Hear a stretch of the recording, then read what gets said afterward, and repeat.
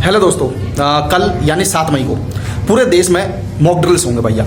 अब क्यों हो रहे हैं, किस वजह से, तो आपको पता है भैया। पहलगाम अटैक के बाद हमने एक्शन ले लिया है पाकिस्तान के खिलाफ, ठीक है भैया। तो ये अपने लिए एक तैयारी है कि भैया मान के चलो, देखो कल को हम अटैक करेंगे तो वापसी अटैक भी तो होगा। ऐसा थोड़ी है कि बस हमारा ही पल्ला भारी रहेगा, तो वो भी तो हमारे ऊपर करेंगे। तो वो एक मॉक ड्रिल्स है, यानी एक तरह से एक सैन्य अभ्यास है हमारे लिए ही कि भैया आपको क्या करना है, कि क्या क्या चीज़ें उस टाइम करनी है, कैसे कैसे बचाना है खुद को, ठीक है। दूसरों की मदद कैसे करनी है, अपने जो इम्पोर्टेंट मतलब हमारी जो चीज़ें हैं वगैरह है उनको कैसे छुपाना है, साइट्स वगैरह हैं, प्लांट्स हैं, ठीक है। वो सारी चीज़ें हमें कैसे कैसे छुपानी है, ओके। बट एक चीज़ ये तो कैसे होगा, क्या चीज़ें होंगी, वो एक एनिमेटेड वीडियो है, उसमें आप दिख जाएंगे, ओके।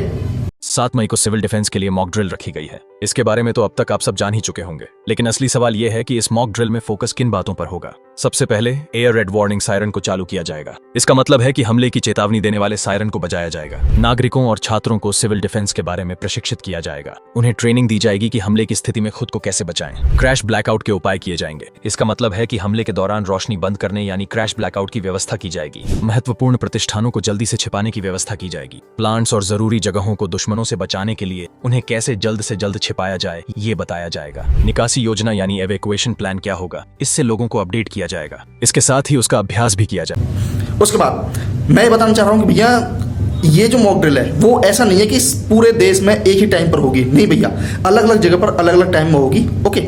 Thank you.